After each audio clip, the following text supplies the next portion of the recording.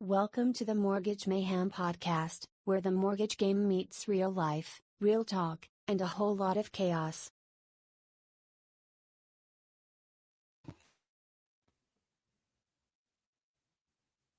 And entertainment purposes only. We are not attorneys, CPAs, or licensed financial advisors, and nothing you hear on this show should be taken as legal, financial, or investment advice. Always consult a licensed professional before making financial decisions. Welcome.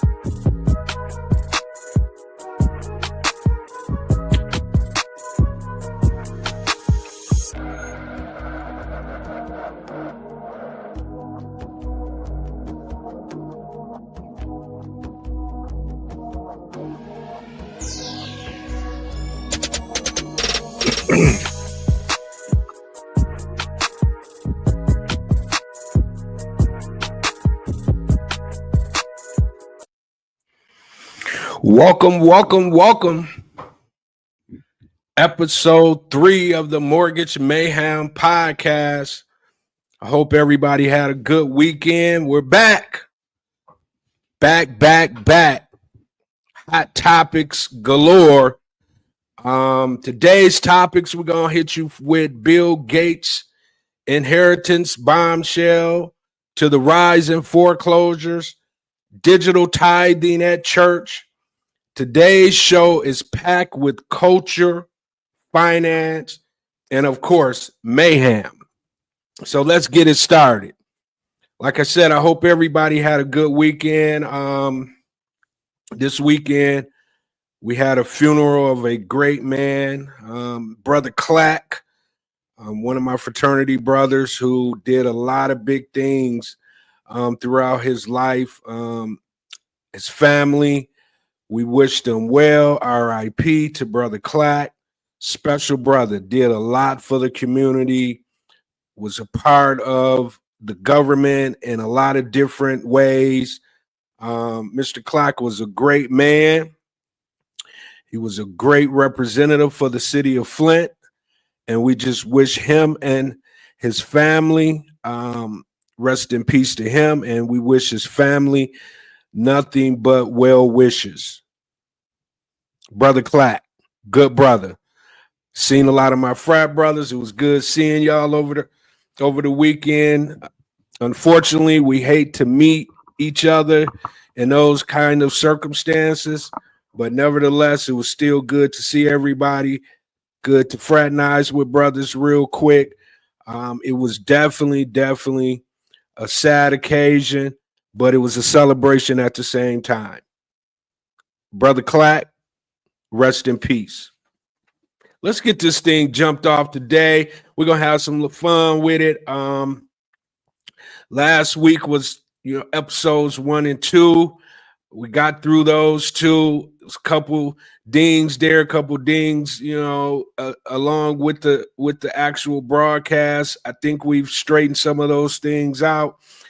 We just look forward to giving you a clean show today, tomorrow. And we just, this is what we're here to do. We're here to just break bread with you guys. All this information that I've gained over the years, I'm just here to give it back. That's what I'm here for.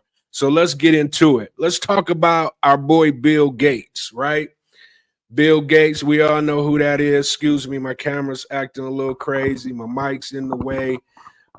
So let's get into it. Bill Gates reveals that his children will inherit less than 1% of his $107 billion wealth.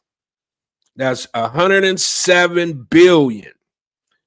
Billionaire philanthropist Bill Gates has reaffirmed his decision to leave less than 1% of his estimated 101.2 billion fortune to his three children, Jennifer, Rory, and Phoebe Gates. This approach aligns with his long-standing belief that substantial inheritance can hinder personal growth and achievement. In a recent interview on Figuring Out with Raj Shamane podcast, Gates explained that while his children received a quality upbringing and education, he believes that passing down massive wealth would not benefit them. He emphasized the importance of allowing them to build their own careers and find success independently.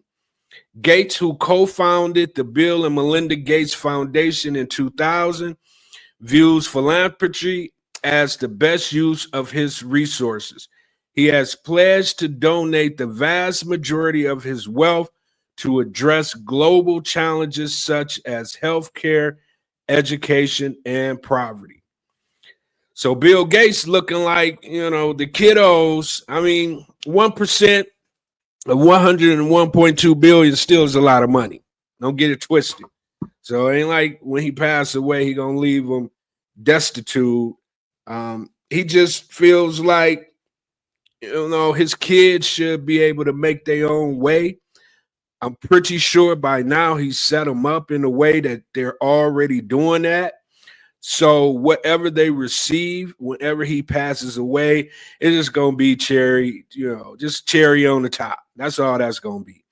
You know what I'm saying? So, to be that lucky to have someone with that much money and influence being able to still be well grounded enough, to put his kids in a position to go get it on their own, even though they got the Gates name, which probably opens up many doors for them, but you still got to put the work in once you get inside the rooms, get inside that door. So I like the fact that Bill is not just turning his kids into some spoiled brats, because none of us want to do that. We all want to leave something behind. It's biblical. But at the same time, we want our kids to be out here doing what they're supposed to be doing in order for them to build their own life. And whatever we decide to leave behind is just, once again, cherry on the top. So I give big ups to Bill Gates. I think that's an honorable move if it's true, which it sounds like it is. But his kids are already set up. I'm sure they already have trust funds. And I'm sure they've been put in positions where their incomes are not lacking at all. So shout outs to Bill Gates. I came across something over the weekend as well, just to, move on. Dr. George Fraser. I don't know if you know who this guy is. This guy is Googling. Dr. George Fraser. He breaks down the crisis of Black family and building wealth. Dr. Fraser highlights troubling statistics around marriage rates and household incomes across racial and ethnic groups in the U.S. The data points to a growing crisis within the African American community, where marriage rates are significantly lower than those of other groups, raising important questions about family structure, economic stability, and long-term generational outcomes. The goal is to spark reflection, deepen understanding, and encourage more conversations about rebuilding strong foundations with Black households. Addressing these challenges is key to shaping a more empowered and unified future. So Dr. George Fraser is pretty much breaking down the statistics that married folks do better than single folks. I've been married, unfortunately, no longer married. But what I find out is that when you do have a partner and you are on the same page and you are building together, it typically ends up being a outstanding financial family dynamic, right? So, you know, I just think divorce is, running rampant through our communities, of course.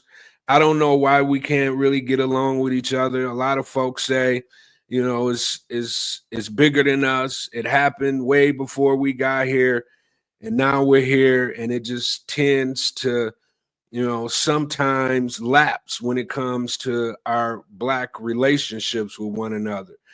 Um, I know, just going through what I've gone through, I understand on the other side some of the pitfalls that I participated in, in order to not be in that relationship anymore. And I've grown from it.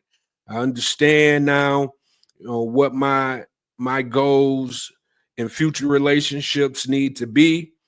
um, it's tough though. You can't just be in these relationships when you're not happy in these relationships. I don't think anyone should have to just stay into something that they're no longer happy being a part of. Not to say that things don't get tough, not to say that, it ain't gonna always be peachy and cream, but I think if you with someone that you genuinely care about, you genuinely love, and you genuinely have some things that you both are, searching and figuring out together. I think all couples should have businesses. Businesses is really the key to it to me. I think, a lot of times when you're in these, relationships, you're depending on one or two incomes, and the incomes are the ones that's pretty much taking care of everything. But what I've grown to understand, that if you got businesses together, then you shouldn't have money problems, because businesses should take care of all your money problems. And whatever you got coming in from your regular, day jobs, that should be icing on the cake. I know I'm, in a situation now where I'm building with someone, and that's exactly what we're doing. And it's just so stress free over here. We don't have to be worried about money. We're making good money. And our businesses are starting to get off the ground, and we're starting to, replace our incomes and replace, the debt that we have. It's just a beautiful thing. So I just think one of the keys to, making sure that you kind of keep everything in perspective and build accordingly is, don't just rely on the everyday incomes. There's so many ways to get money, so many ways to get to that bag. Why would that be the case? And the one thing that I find out, being in business with somebody that you adore, someone that you care about, it's just fun. It's just fun to, wake up and go after something, and both of you guys are on the same page. It just makes for a long lasting, loving relationships, because you're in the trenches with that person. You learn that person's weaknesses, you learn that person's strengths, and you end up being able to build something that not just you and that person are proud of, but the people that around you are proud of as well, because they see that you and that individual are, getting it from the mud, so to speak. So I get it. I know we divorcing each other at a rapid pace, and I don't like it, but sometimes some things just don't work out according to plan, and you have to be brave enough to understand that and know that and move on. Wish everybody well. Don't, sprinkle no hate on nobody. Pray for that person to have a outstanding life, because you want to have an outstanding life. So the key is to stay together, of course. But if you can't find, that to be the case in some of these relationships, that don't mean that you have to stop looking, for the person that you can create, build, and actually have a great life with that individual. And I think a big part of that is having a business that you both can enjoy, both work at on a day-to-day basis, and allow yourself to build generational wealth that way. And then what you find out is when it's time for you to go see your maker, you always have a business to leave to the individual children who could potentially continue to create generational wealth for the next generation. So, although we're divorcing, we are also marrying. And if we are already married and we're not happy, I think, picking up a new opportunity for the family that both you and your significant other can work towards and build upon. It's just a beautiful thing at the end of the day. Yeah, it's tough because everybody has their own egos and everybody feels like they are the ones who are going to be the head of the business in your own mind. But once you get into it, you understand that teamwork makes the dream work, right? Teamwork makes the dream work. So if I was to make a suggestion to kind of help spark and help with getting these divorce rates down, not only would I say find the right person, understand red flags when you witness red flags, and if you're unhappy, become happy by allowing you and that person to go about your business, but just not your business together. And when you find the right one, get in business together. You'll find out that that is a way to strengthen the relationship and also help to get to the bag. That's what I'm finding out on a day-to-day basis. So I'm not just speaking just to be speaking. I'm actually living it day to day. All right. So Dr. George Fraser, Google him. He's a very, very prolific speaker, has a lot of knowledge that I think if you just, check into him, you'll be able to pick up on some things that you can use on your day to day. All right. So George Fraser, Dr. George Fraser, I'm sorry. Guess what? Starting May 7th, you'll need a real ID or passport to fly domestically. And I told you guys, this is just not going to be about mortgages. This is going to be about life stuff as well.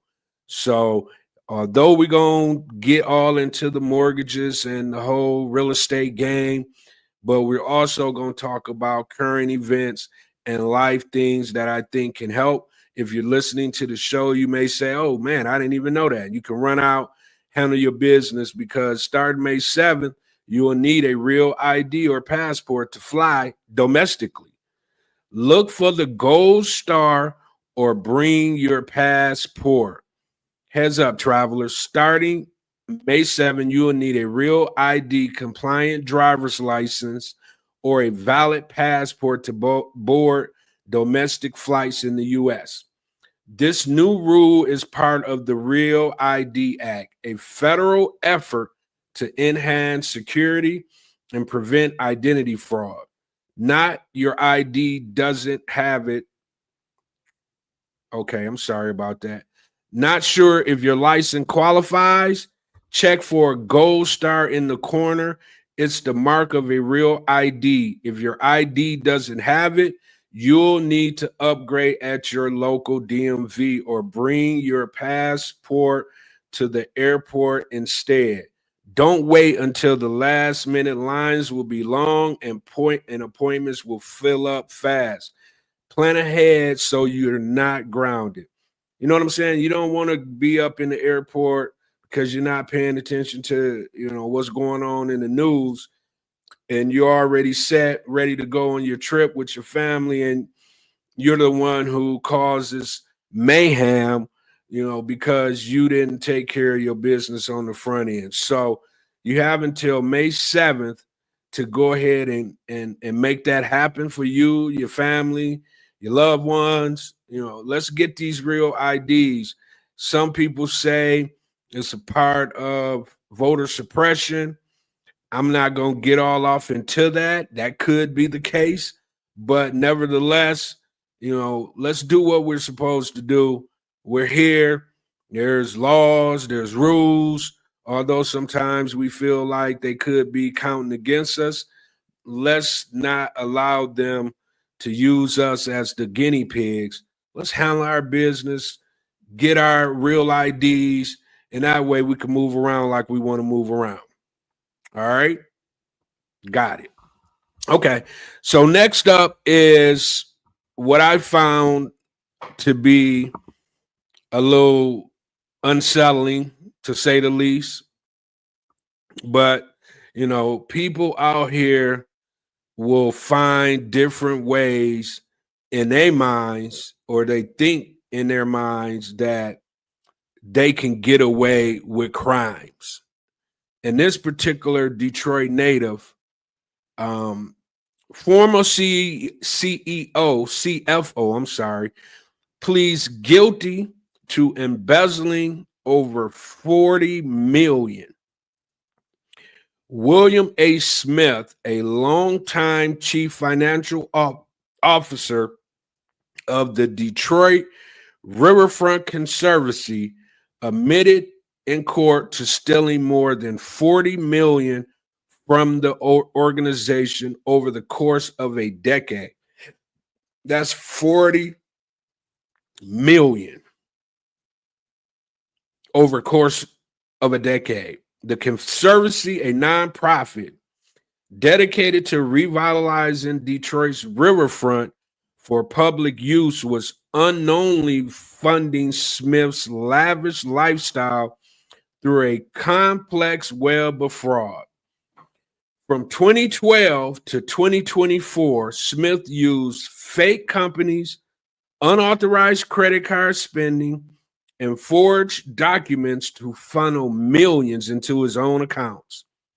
He spent the stolen money on luxury goods, travel, and personal expenses, all while deceiving the very organization he was trusted to protect.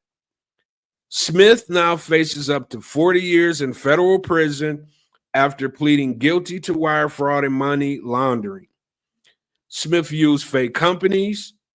He used unauthorized credit card spending. And of course, he forged documents. He spent the stolen money on luxury goods, travel, and personal expenses, all while deceiving the very organization that trusted him to protect them. He has agreed to pay over $44 million in restitution. This shocking case highlights not only the depth of Smith's deception, but also the impact such crimes can have on a community-focused institutions that rely on public trust and funding. I mean, what can you say? And this is the crazy thing. I do deals all over the country, y'all. I have a lot of different clients coming my way. And at one point, a couple years ago, this guy came to me and tried to, do a deal. I don't know if it was legit at the time. I'm not sure. But, we were literally looking at moving forward. And for whatever reason, I'm going to say God above, nothing came about the transaction. But I had dialogue with this individual. Seemed to be a good guy. I can't even, say that. I felt like it was something shady going on. And to be honest with you, I don't know if it was or if it wasn't. We didn't end up doing any business, so I can't, really speak on that. But I do recall him coming to us, to do a deal. And the reason I know it was him because he has the famous name Will Smith. So I feel sorry for the conservatory. That's the riverfront. That's Detroit riverfront. Can you imagine what they could have did with $40 million? That's a lot of building. That's a lot of putting people in, place to get jobs. And this guy wanted to, be fly, drive expensive vehicles, live in plush homes. And for what? How do you think you can get away with taking $40 million from someone? What is it that goes through your mind when you took the first dollar and you thought, let me go take $10 more, $100 more, $10,000, $1 million, $10 million, $20 million? Like, what is going through your mind as you're going through that situation? I just can't even imagine. Is it that you're just waiting for the day to come where your ass is going to get caught? Because that's typically what happens. You're not about to scheme and scam somebody out of $40 million and not get caught. I don't even think you can get away with $1 million, $5 million, couple 100,000. But once again, these people, they build up this trust with these organizations. The organizations turn a blind eye because they feel like they've entrusted in you to handle the business of the organization, while every day you're looking these people in their face knowing that you're stealing from them. That's just crazy to me. I don't understand how you can be that greedy to the point where you can't just work for yourself and get to 40 million. If you could take 40 million, if you got the skill set to take 40 million right up under somebody's nose, you should have the skill set to go get you some millions. So, I don't know what's going to happen to this gentleman. I wish that, he would have thought about this before he took the opportunity to take from the community, because when these types of things happen, they don't really, they don't give you no restitution. They bring the hammer down on you. And most people say and think the hammer should be brought down on you.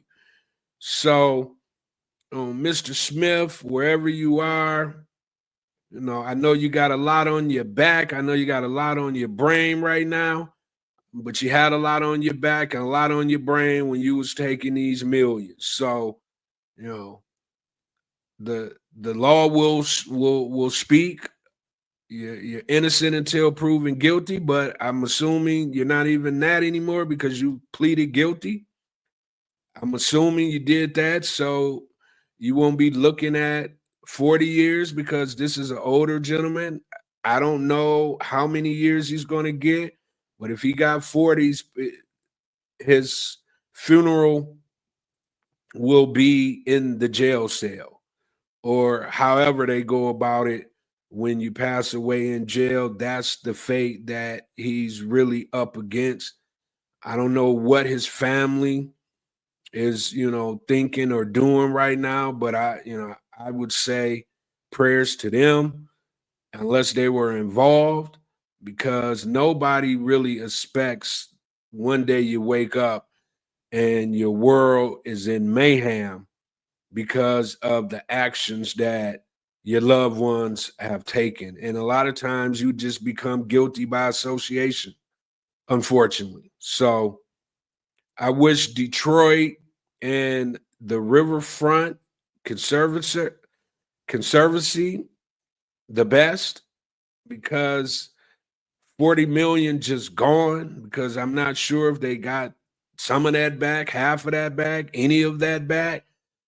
But, that's a real deep hole to dig yourself out of, especially when you have plans to beautify a city that deserves to be beautified, especially the riverfront. So, we'll see what happens. More to come on that. All right. All right, so let's move on. Texas passed a bill requiring fathers to pay pre-birth child support. The legislation known as SB 942 was approved by the state Senate last Wednesday. Senator Brian Hughes introduced the bill, which mandates retroactive child support starting from the day of conception, not birth. Starting from the date of conception, not birth. So, what does this new law mean in real life terms? Put simply, fathers in Texas could now be required to start paying child support months before a child is even born. KLTV reported Senator Hughes stated his reasoning clearly. The responsibility that a mom is bearing does not begin at birth, but starts months before that. That statement hit hard with many parents and advocates who long pushed for more support during pregnancy. Prenatal care, maternity vitamins, OBGYN visits, and postnatal recovery costs often fall solely on the mother. This bill is designed to address that gap.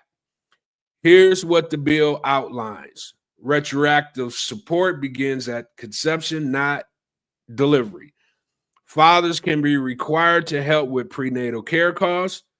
Medical and living expenses during the pregnancy may be included. Courts may require proof of paternity before ordering payments. That's good. He added that the difference in child support between conception and birth would not be a lot in comparison to the amount that is already required to be paid after the child's birth. And it recognizes that to the mother that the expenses are definitely real. So what do I think about this? I'm not against it. I get it, because a lot of times, we as men, I'm not going to say a lot of us don't be involved in all of the things that they mention, the prenatal care, medical and living expenses, because, typically if you create a child together, you almost understand that you're going to have to do the necessary things to bring this child into the world. So if you're trying to skip out on that, then they're going to get your ass. Pause. So I would say this bill wakens a lot of men up out here in the world who decides that they're mature enough to lay down with the woman and create a child, but they're not mature enough to handle their business once they find out that a child has been conceived.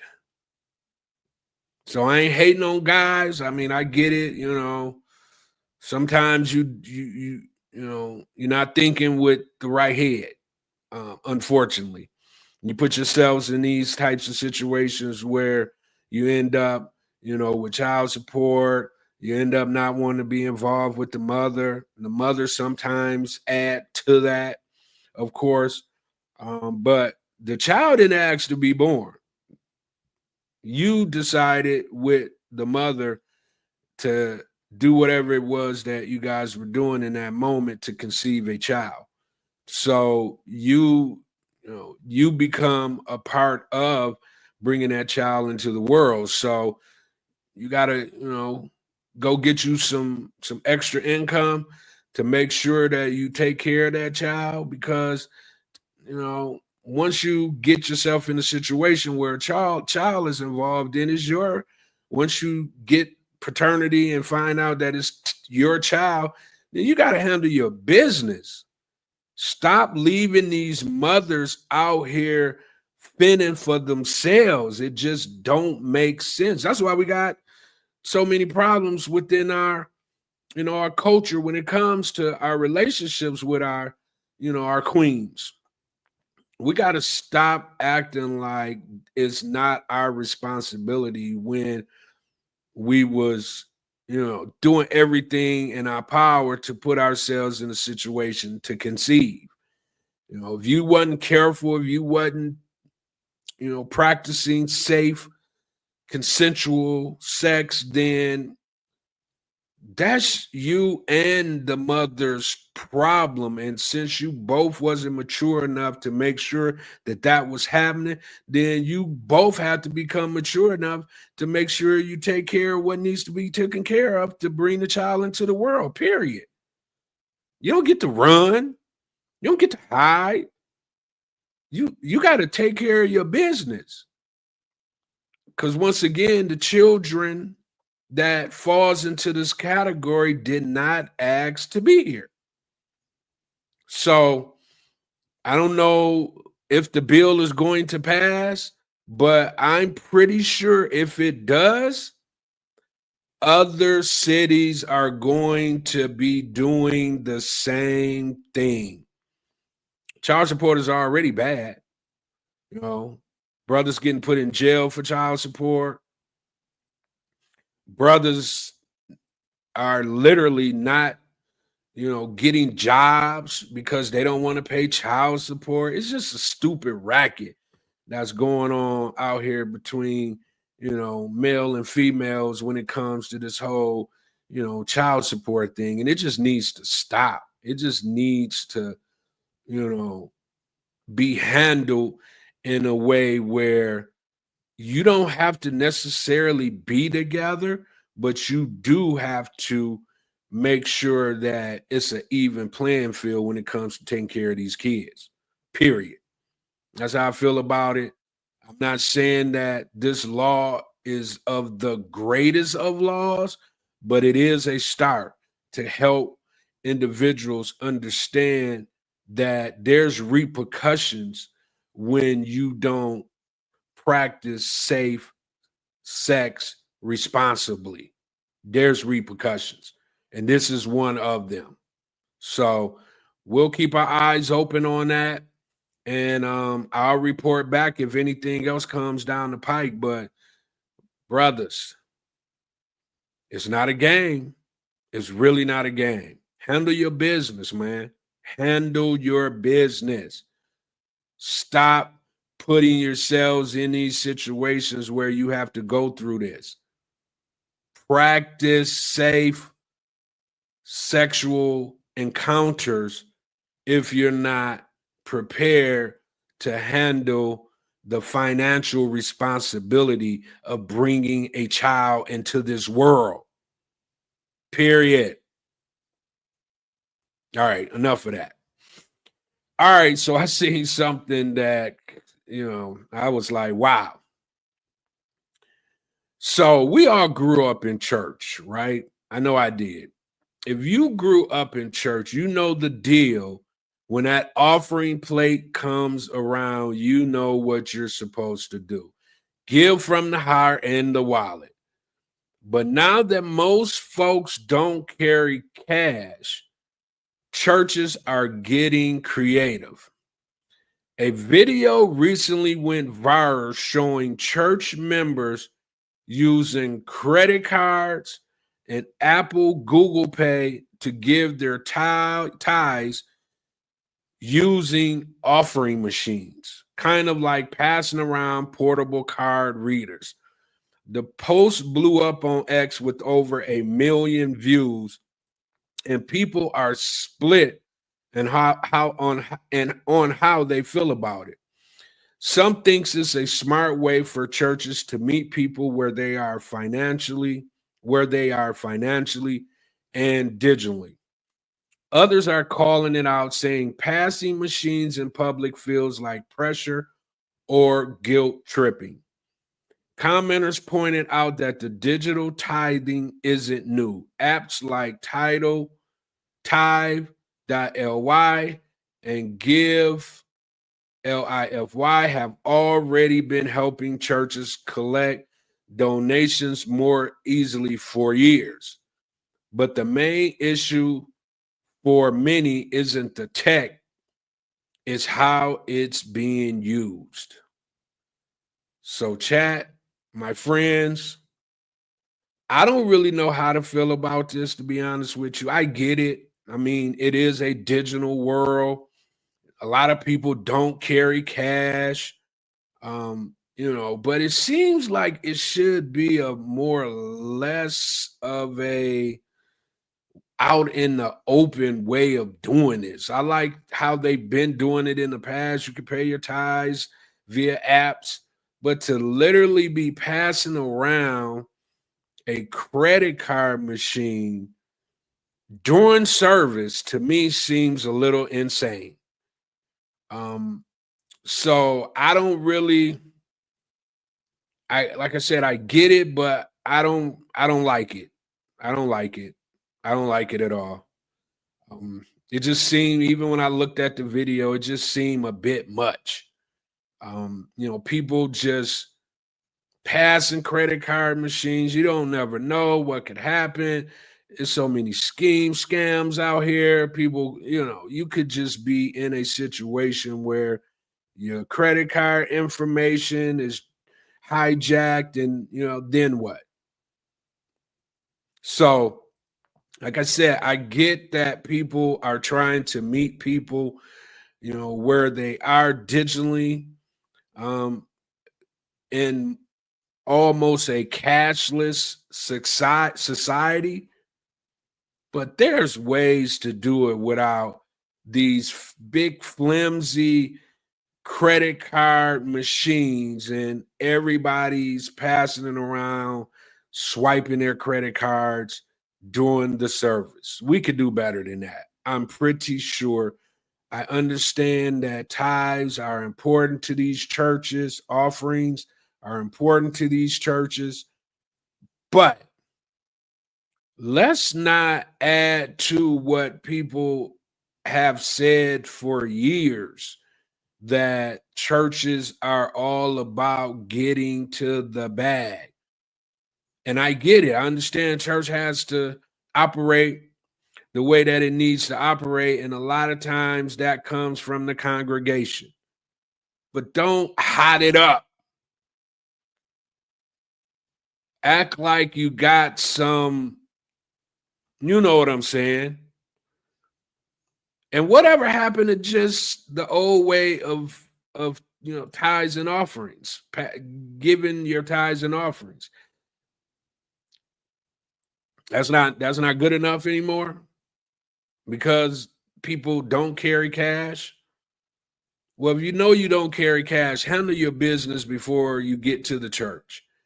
They have multiple ways that you can pay your tithes and offerings without huge credit card machines being handed around in a church service. It's an eyesore. It only leads to these kind of conversations. You got 1 million people online chiming in about it. So if you got to go through all that, is it really worth it? You're going to get your money one way or the other. Why do we have to go to this extreme? Is my question. So that's what's going on in some of our churches. Some people, like they said, half of the people understood. The other half was like, this is insanity. I'm in the middle. I get it, but at the same time, I think it's a little insane. It's a little bit much. So I haven't been in a church service as of yet. My church, NTC, in Flint, Michigan, Pastor Galloway, he don't do that. He don't roll like that.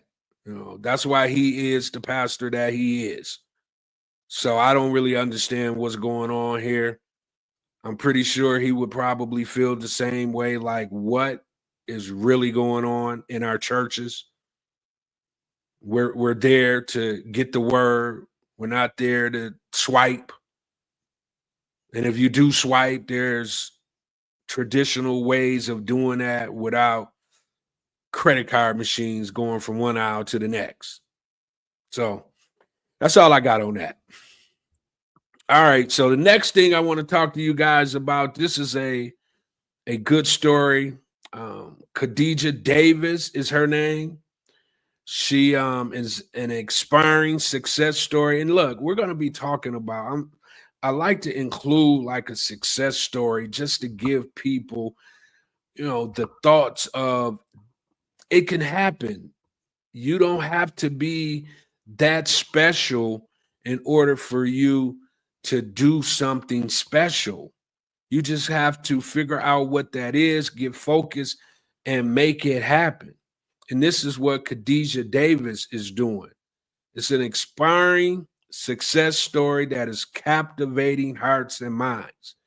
This phenomenal Black millionaire reached an incredible milestone by earning $1 million in just 90 days with her very lucrative first franchise, Juicy Patties. I like that name, Juicy Patties. Providing that with determination, what I just said, and hard works, dreams can truly become a reality, right? Determination and hard work, dreams can truly become a reality. But our journey doesn't stop there. As a franchise coach and successful multi-franchise owner, Khadijah is on the powerful mission to empower other women to achieve their financial dreams through franchising. I have a couple of fraternity brothers. I'm going to bring them up at some point, but they've taken franchising to a whole nother level. They got into franchising straight out of college. Now these guys are multimillionaires. I don't want to put their business out in the street as far as their money, but their money's long, right? So franchising is a way to get you to that bag. That's what I'm saying. That's what this is all about. Me being able to just plant the seeds. That's it. What you do with them, that's up to you. But I am going to make sure that these seeds are planted, right? So she believes that every woman deserves the opportunity to create her own path to wealth. And she's committed to sharing her invaluable knowledge and resources to help make that happen. By building a supportive community of like-minded women, Khadijah is fostering an environment where everyone can thrive, learn, and grow together. She's not just focused on her own success, she's dedicated to lifting others up and creating a legacy of empowerment. Let's give a round of applause to Khadijah. I just can't let that just go.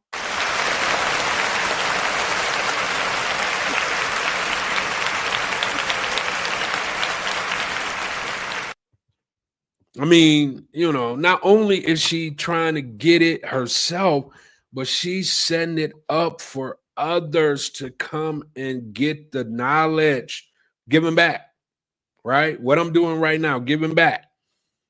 So, ladies, go find Khadijah Davis at Khadijah Davis, and her name is spelled KHADEJAHDAVIS. That's at Khadijah Davis.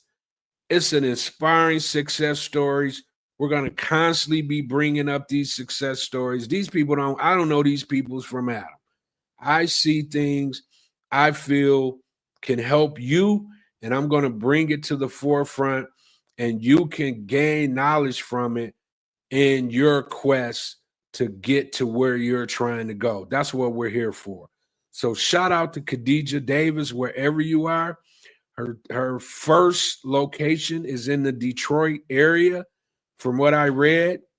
But go on Instagram and find her, ladies and guys. And if you're looking or if you thought about franchising, this may be a person that can help you get to where you're trying to go. Khadijah Davis. All right. All right. Let's talk about some real estate stuff. All right. Home buyer demands approved last week, but tariff turmoils, rising rates, and economic jitters likely to hamper sales. Pending home sales and mortgage applications improved a bit at the start of April, but since then, the back and forth on President Trump's new tariffs policy, rising mortgage rates, and the increased odds of recessions have likely pushed down home buying sentiments.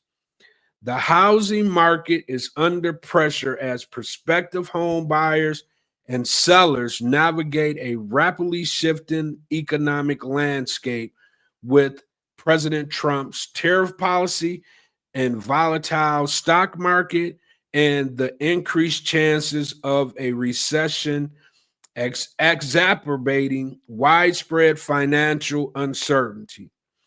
Home buyer demand improved at the start of April. Mortgage purchases application rose 9% during the week ending April 4th on a seasonally adjusted basis. Look, guys, I'm telling you, don't be sitting on the sidelines. When you see an opening and you got your ducks in line, jump out there, because what they're talking about is at the beginning of April, rates were down in the low sixes. And because if you'd have jumped in during that period of time, locked in your rate, you would have been able to get an interest rate in the low sixes. But if you're on the sidelines with 1 foot in, 1 foot out, then with the volatility of the market, Trump doing what Trump does, you can be back in a position where you're watching rates rise back up. So rates are in the low sevens right now, right? So you got to be able to pay attention to what's going on around you in order for you to take advantage of opportunities. Get your head out of Instagram, get your head out of the latest whatever sitcom you're watching on the 8 million channels we have, and pay attention to the things that's important. And housing is important, especially if you're an investor, especially if you're in the market to purchase, you're in the market to sell, because when you sell your home, the buyers want to be in a position to buy your home, because typically no one's coming to the table with just straight cash. They got to go get financing. So if they're looking at low interest rates, then more than likely they're going to jump all over the sale of your home. If they're, I've sold houses, bought houses, sold houses, and you just got to be conscious of what you're doing. You got to be paying attention, because at the end of the day, you know, if you're selling a house for a profit, then these things matter, because you need somebody to buy your house, and nobody's buying houses when the rates are high. They're just not doing it unless they're in desperate need of a house or they fall in love with your home and they would be willing to add thousands, hundreds of thousands of dollars on their mortgage payments because they end up getting into the market when the rates were a little higher than they should be, right? So, all right. So home buying demand improved at the start of April. Mortgage purchase application rose 9%. During the week ending April 4th on a seasonally adjusted basis, pending home sales posted their smallest decline since the start of 2025, falling just 1.1% year over year. That's partly due to a holiday effect, with Easter falling into the comparable period in 2024. But those number reflects what happened before and in the immediate aftermath of last week's initial tariff announcement, when mortgage rates dipped to a 6-month low and gave home buyers a brief reprieve. The improvement in demand is likely to last. Mortgage rates have since soared, jumping on April 9th to 6.95, their highest levels in 6 weeks. The bounce is due to economic turmoil and the Fed making it clear it's not cutting interest rate more than previously expected. Even before mortgage rates bounce back up, the median monthly mortgage payment was at an all-time high of $2,813. Payments are likely to rise even more in the coming weeks, and that, along with economic instability, may scare off more prospective buyers. You see what I'm saying? Prospective buyers. I just was saying this to you guys. If the rates are low, they will buy your home. If the rates are high, they're going to sit on the sidelines until a reprieve occurs and those rates go down. But those buyers out there, you got to be paying attention, because once you see that, you should keep your mortgage broker, a person like myself, on speed dial, because when that happens, you want to get on the phone and lock in your rate. Lock it in, because once you lock it in, that allows you to have some breathing room. You can complete the transaction, in a number of time, because most lock rates are usually 30 days, some longer. But typically in financing, you can get a loan completed within 30 days if everybody's doing what they're supposed to be doing, including yourself, making sure that you get your broker, loan officer, whoever you're dealing with, the information that's needed to get your deal through underwriting, through closing, things of that nature. So a lot of times what I find out, and once again, I've done millions of loans. And typically they always ask, how long is it going to take? Can we get this done in a certain period of time? And I always say, hey, look, a lot of this is based off of what you bring to the table. This is not my transaction. This is your transaction. So if you take it seriously, and whenever I ask you for something, you get that to me ASAP, and I'm going to give you upfront a list of the items that I need.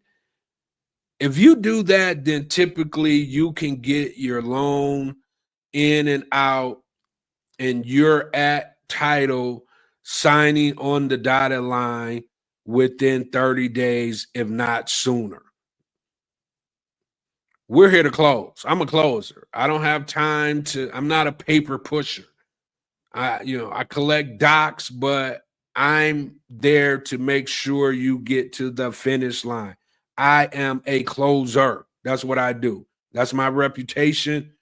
I don't play around. When a deal hits my desk, I'm off to the races. I'm trying to get it to the closing table ASAP, because that's how we all eat. That's how you continue to build generational wealth. That's how I build generational wealth. So it's important to understand that when you're in a transaction, take it seriously and do what you have to do to make sure that the ball's never in your court. Make the ball always be in my court. Just a little word of wisdom. All right. All right. So tariffs are coming up for the first time. A realtor hosted an open house over the weekend, and some of the younger buyers were concerned about how they're going to impact the housing market, how the tariffs are going to impact the housing market, said Desiree Bourgeau, a Refin premier agent in Detroit. They're hearing the words tariffs and recession, and it's making them nervous that if they buy now, the value of their home will decline, and they don't know whether mortgage rates will go up or down. There's a lot of uncertainty out there, with buyers trying to understand how their purchase would fit into their personal finance and the broader economic puzzle. So yeah, you gotta be an educated seller. You got to be an educated buyer. You have to educate yourself. It's too much information. There's too many ways to educate yourself about the process. Being a buyer, being a seller. You don't have to just rely on your agents. You don't just have to rely on your loan officer, your broker. You have the power to come to the table as educated as a seller or a buyer as the individuals that you're doing business with. That way you don't come to the table green and be taken advantage of. Because that's the worst thing in the world, to know at the end, after you did everything that you were supposed to do, or you didn't do what you were supposed to do to educate yourself, that you were taken advantage of. Because it's a lot of shady individuals that's in this real estate game. A lot of them. So you got to be educated before you start talking about creating generational wealth or just buying a property for you and your family to live in. Educate yourself. It's not hard. It's really not. All right. So Realty.com reports active inventory up 30.3% year over year. What does this mean? On a weekly basis, Realty.com reports the year over year change in active inventory and new listings. On a monthly basis, they report total inventory. For March, Realty.com reported inventory was up 28.5% year over year, but still down 20.2% compared to the 2017 to 2019 same month levels.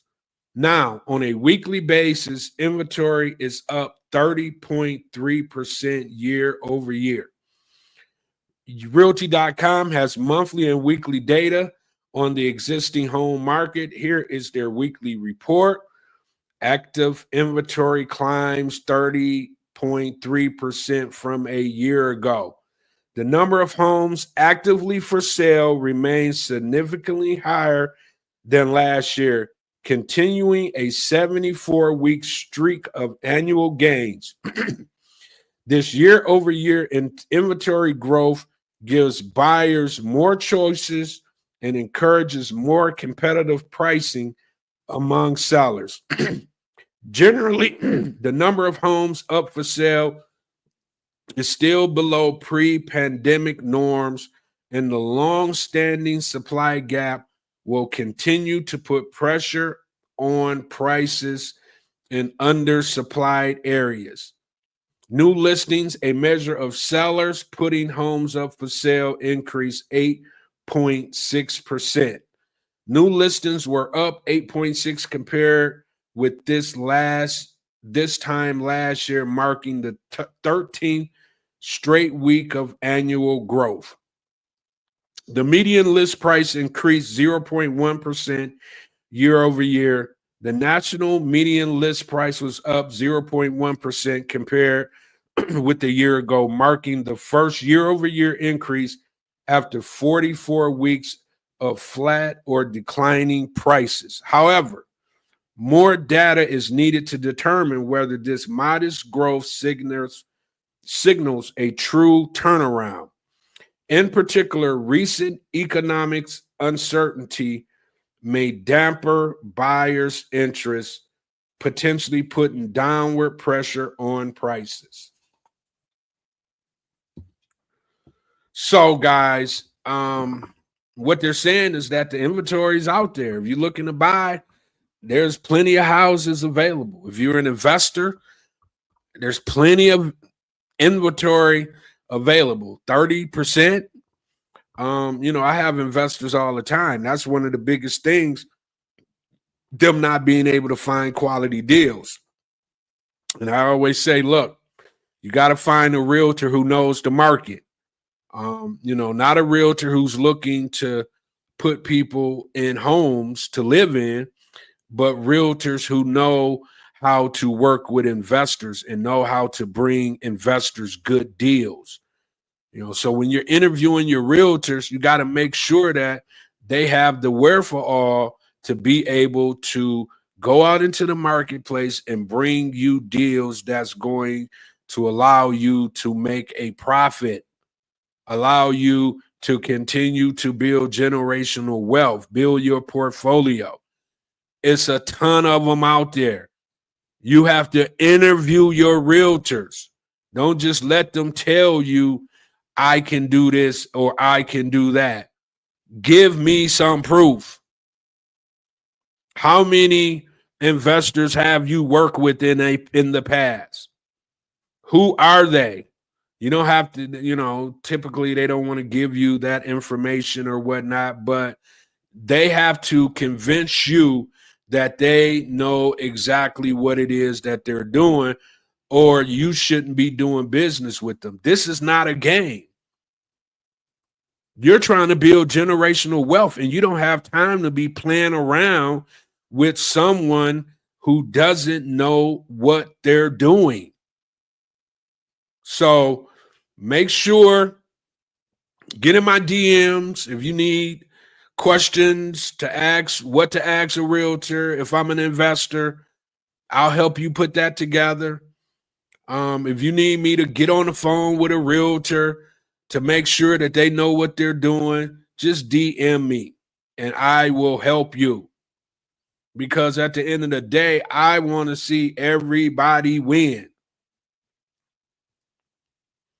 Okay? So that's what that's about. Rates are going up. Inventory is available, but foreclosures rise in the first quarter as homeowners feel the squeeze. Foreclosure filing surged to start the year with economic uncertainty and the expiration of previous moratoriums weighing on homeowners' minds.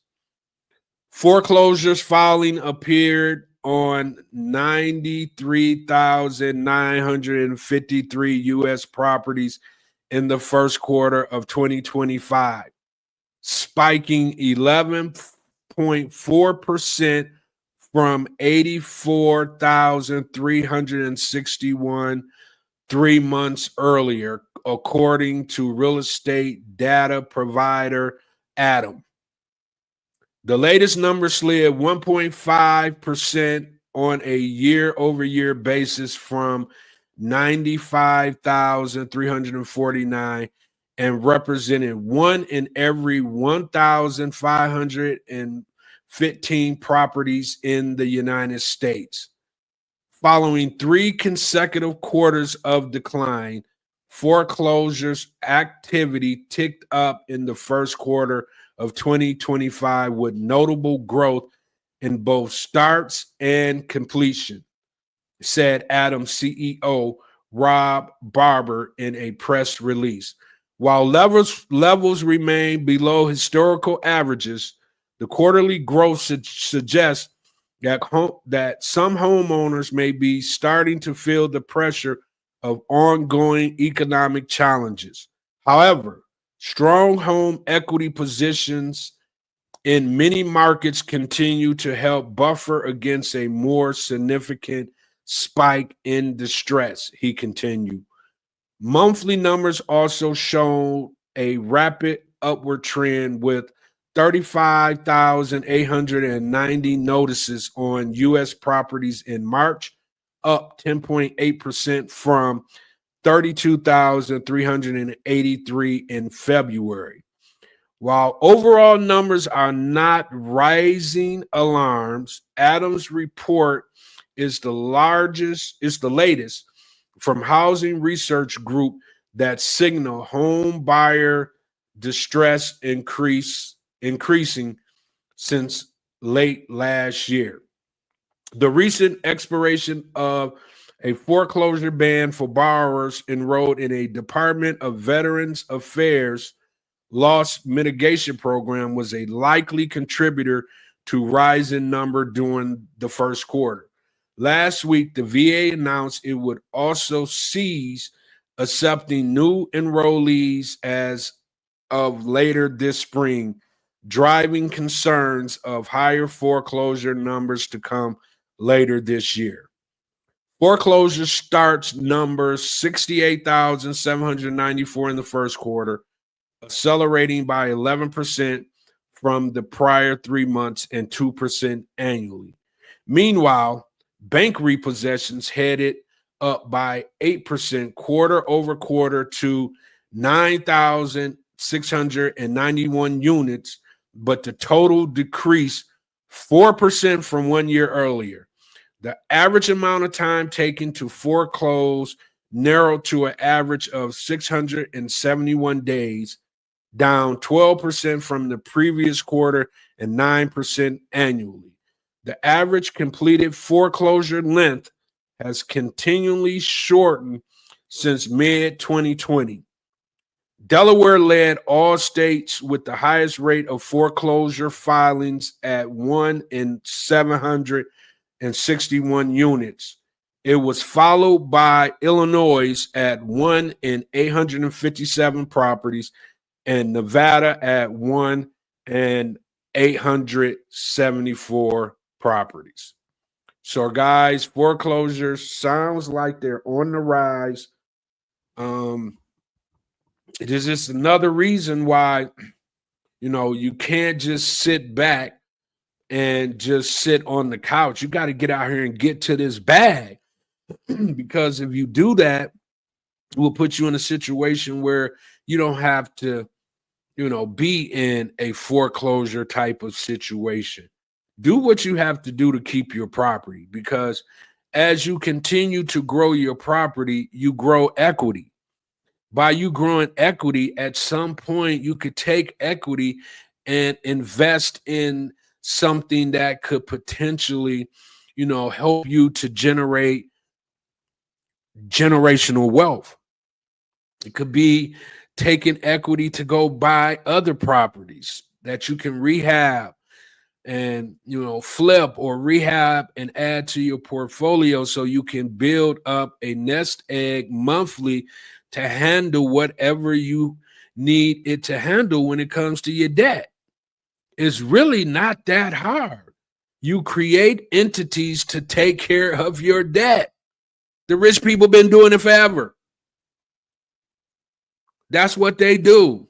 They're not going to work 9 to 5 and there's not enough, money at the end of the day to help you to pay all the things that you need paid.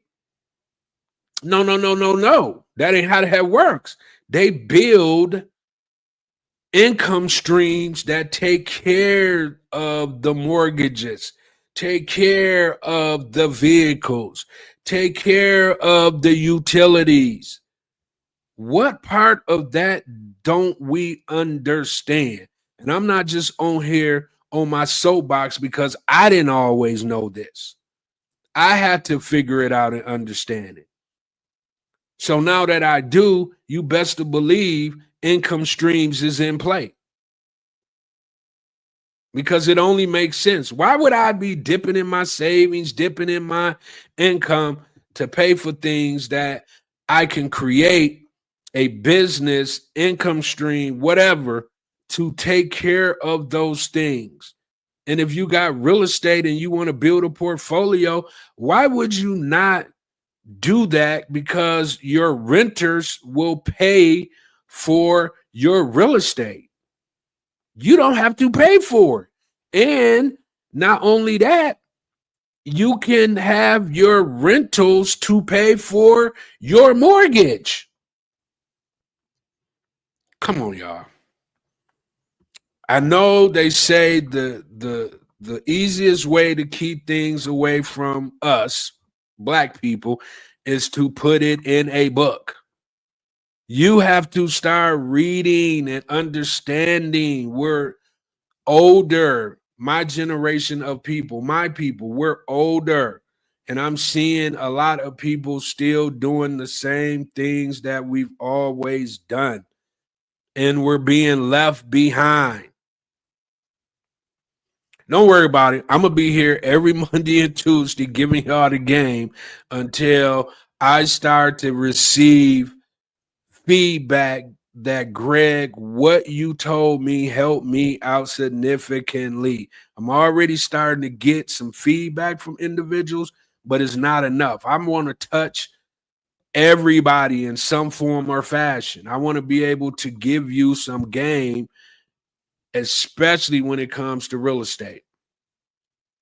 That's my specialty. I can't give you a game on too many other things, but I definitely can give you some game on this because I've been doing it for a long time. And when I came into it, I knew zero. When I came into the game, I didn't even own a home. But once I got in the game, bought a first house, bought investment properties, and been doing it ever since. So it can be done. If I could do it, you definitely can do it. Period. All right, folks. Well, we're getting ready to take a pause for the cause. I'm about to bring up our correspondents, my guy, my gal, and they're getting ready to break down one of the biggest companies in the world, BlackRock. BlackRock is one of those companies that if you just go and see who BlackRock is and see all the different companies that they own, we had to do a deep dive because I just didn't know what it was that they did, but I just keep seeing them. I keep seeing the CEO, Larry Fink, on this and that, and he is the biggest of the big dogs. So they do a lot of different things. I'm not going to steal the thunder from my peeps because I like how they do our deep dives. I like how they break things down. But yeah, BlackRock is nothing to play with. So let me bring them into the mix.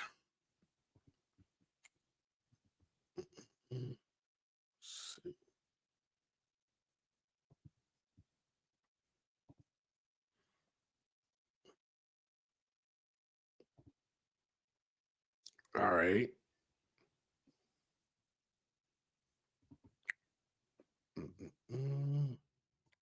Give me 1 second. I'm about to fade out, and I will be back for a breakdown of BlackRock.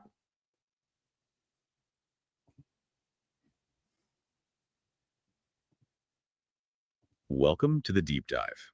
So you asked us to take a closer look at BlackRock. It's a name that, well, it just keeps coming up when you talk about the really big players in finance. It definitely does. Hard to avoid. Right.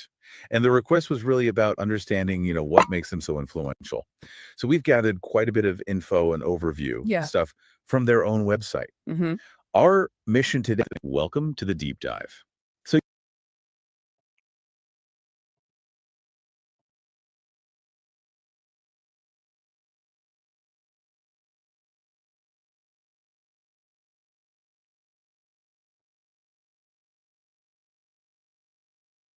So you asked us to take a closer look at BlackRock.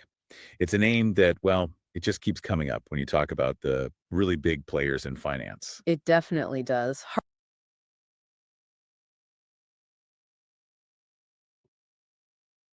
Welcome to the deep dive. So you asked us to take a closer look at BlackRock. It's a name that, well, just keeps coming up when you talk about the really big players in finance. It definitely does. Hard to avoid. Right. And the request was really about understanding, what makes them so influential. There's quite a bit of info and overview stuff from their own website. Mm-hmm. Our mission today is basically to cut through all the noise and just pull out the most important bits. Okay. Where should we start? The founding. Now let's start there. Lay the foundation. Okay. So BlackRock, it wasn't always this huge. It was founded back in 1988.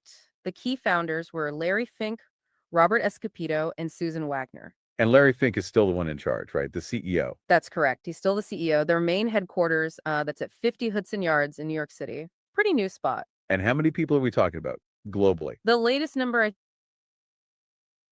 hard to avoid. Right. And the request was really about understanding, what makes them so influential. So we've gathered quite a bit of info and overview Yeah. stuff from their own website. Hmm. Our mission today is basically to uh, cut through all the noise and just pull out the most important bits about this giant in the financial world. Okay. Where should we start? The founding. Yeah, let's start there, lay the foundation. Okay. So BlackRock, it wasn't always this huge. It was founded back in 1988. The key founders were Larry Fink, Robert Escopedo, and Susan Wagner. And Larry Fink is still the one in charge, right? The CEO. It's correct. He's still the CEO. Their main headquarters, that's at 50 Hudson Yards in New York City. Pretty new spot. And how many people are we talking about globally? The latest number, I think, for 2024 is around 21,100 employees, give or take. Okay. And the website, just for reference? Oh, yeah. It's just www.blackrock.com. Pretty straightforward. Got it. Okay. So founded 88, Fink still CEO, 21,000 people. But the thing everyone talks about is the scale, the money. Yes.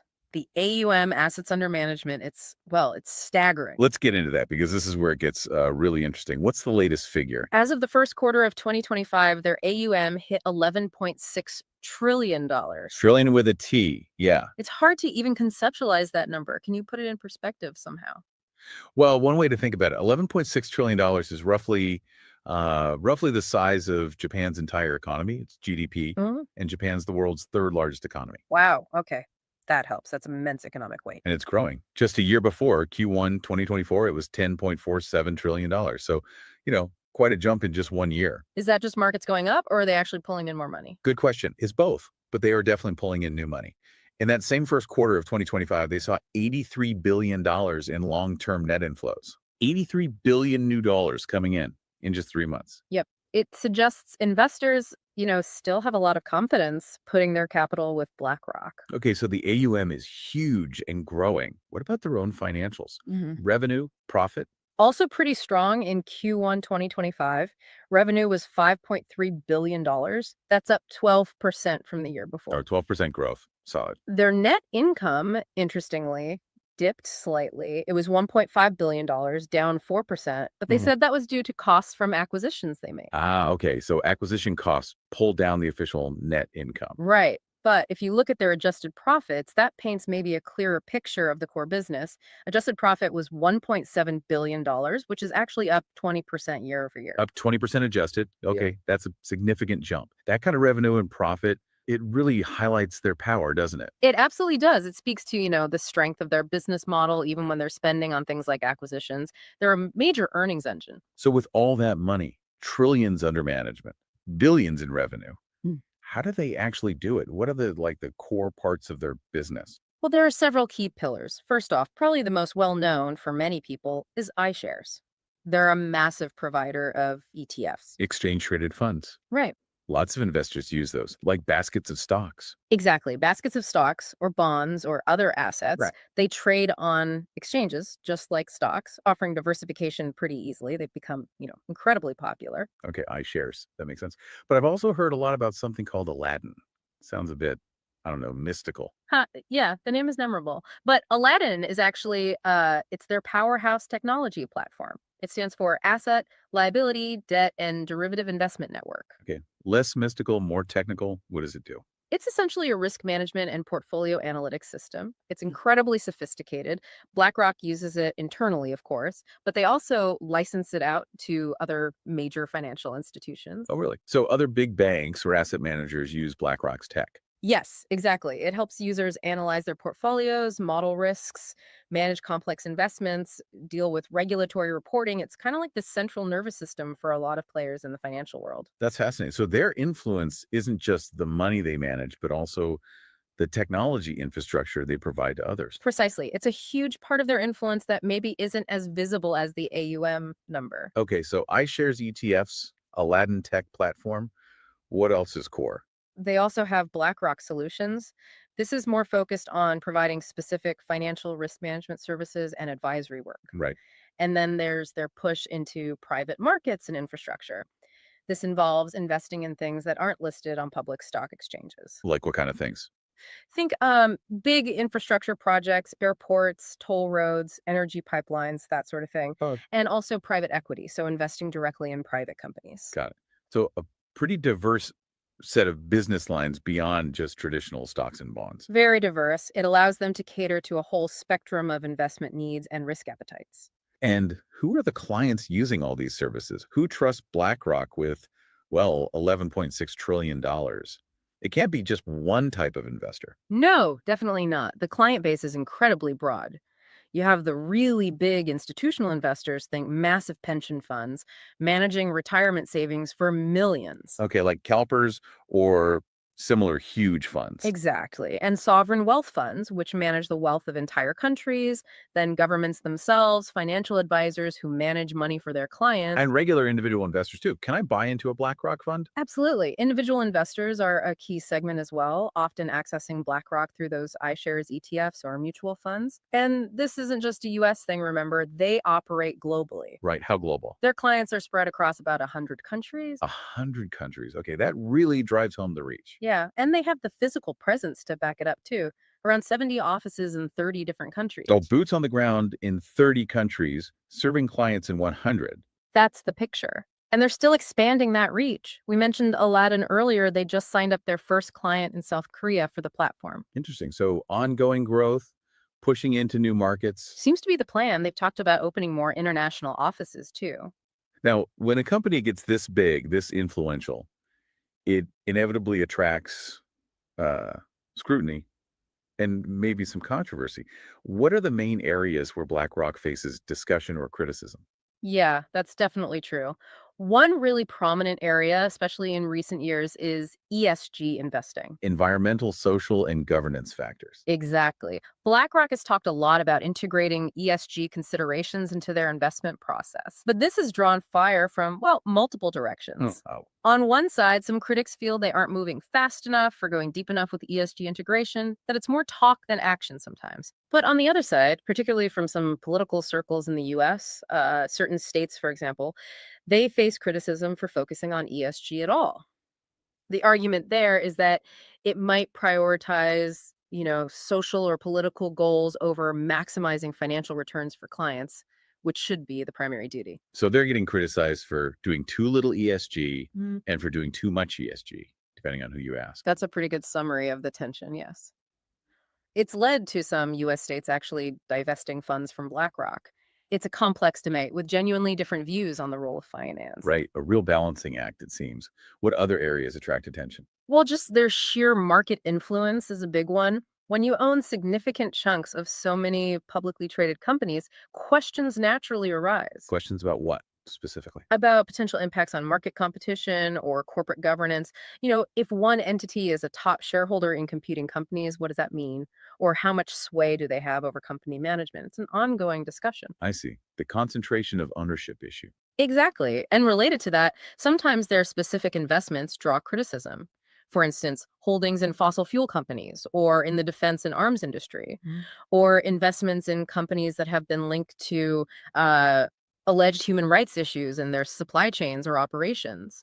These kinds of holdings often spark debate among advocacy groups and the public. So, navigating the ethics and impacts of where trillions of dollars are invested is inherently complex and draws scrutiny. Absolutely. It highlights the constant tension between financial objectives and broader societal concerns. Okay, so that's the external view, the debates. How does BlackRock talk about itself? What's their own stated purpose? If you go to their website, their stated purpose is to help more and more people experience financial well-being. Financial well-being. Okay. They really emphasize their role as a global asset manager, but also, crucially, as a fiduciary to their clients. Fiduciary. That means they have a legal duty to act in their client's best financial interests. Right. That's the core principle, yes. Putting client interests first. They highlight this fiduciary duty quite strongly. And do they talk about the technology side, like Aladdin, in their self-description? Oh, yes. They emphasize that they've been a leading provider of financial technology since, I think, 1999. They definitely see tech as fundamental to what they offer, not just an add-on. So asset manager, fiduciary, and financial technology leader. That seems to be their core identity. That's how they position themselves.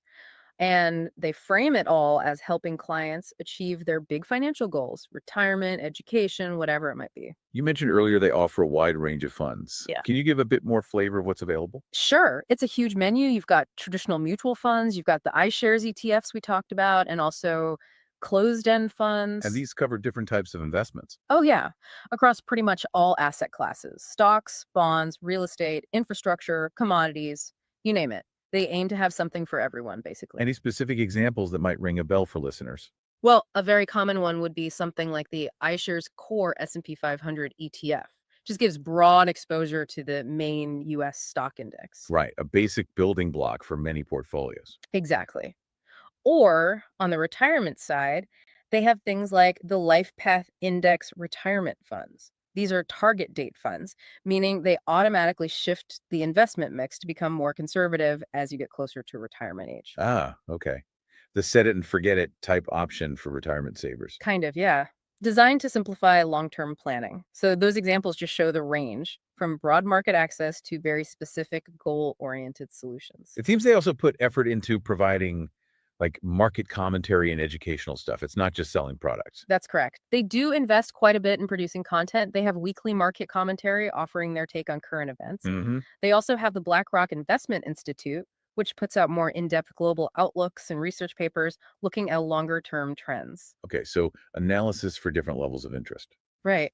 And they also provide basic educational content explaining investment concepts, retirement planning basics, trying to boost financial literacy. Do they have other channels for this, like social media or anything? Yeah, they're active on various platforms, and they even have their own podcast, actually. It's called The Bid. Ah, the bid. Yeah. So they're using multiple ways to get their perspectives out there. Definitely seems to be part of the strategy, engaging with investors and the public through content. And we can't really talk about BlackRock without mentioning Larry Fink's influence again. His annual letter is always a big deal, isn't it? Oh, absolutely. The chairman's letter to investors is widely read and dissected in the financial world every year. It sets a tone. What were some of the key themes in his latest one, the 2025 letter? He talked a lot about rethinking retirement, the challenges and potential solutions, also about expanding access to capital markets, arguing it's key for, broader economic prosperity. Building a more prosperous future was a central idea. So big picture themes about the future of finance and the economy. Very much so. His letters often tackle those major structural trends, and he comments on more immediate things too. Like recently, I saw commentary from him dated April 2nd talking about navigating current market volatility and the whole issue of tariff policies. So providing real-time perspective as well Mm. shows their ongoing engagement with market dynamics. Exactly. It underscores how relevant their views are considered to be on these evolving global economic issues. Okay, so we've covered a lot of ground here. Founding, massive scale, core businesses like iShares and Aladdin, global reach, the controversies, their self-perception, offerings, and Fink's perspective. Mhm. Let's try to boil it down. What are the absolute key takeaways for our listener from this deep dive? I think number one has to be the sheer, almost unimaginable scale, that $11.6 trillion AUM figure and the global reach across 100 plus countries. Hmm. It's just fundamental to understanding BlackRock. Right, scale is paramount. What else? Second, I'd say recognizing their dual nature. They're not just an asset manager. They're also a major financial technology provider through Aladdin, and that platform underpins a lot of the wider industry. Good point. The tech piece is crucial. Mhm. And third, Third, just being aware of the ongoing discussions and the different viewpoints surrounding them, especially on ESG and their investments in sensitive sectors. It's not about taking sides, but understanding that their size and actions inevitably generate debate about their role and responsibilities. scale, Hmm. the dual role of asset manager plus tech provider, and the ongoing debates around their influence and choices. That sums it up well. Yeah, I think those capture the essence. Okay, that brings us to a final thought then for you, our listener, to maybe chew on. When you really think about one company managing over $11 trillion, what does that concentration of financial power actually mean? Yeah. What are the ripple effects when an entity that large makes investment decisions, not just for the global economy, but potentially for individual investors like us? And how do all those criticisms and different perspectives we discussed about ESG, about market influence, how do they actually shape the future? the future of investing, the future of what we consider responsible investing. Big questions. Definitely big questions. It's worth considering the deeper implications of having such massive players in the financial system and what role we want them to play in society. Something to think about. Thanks for joining us for this deep dive.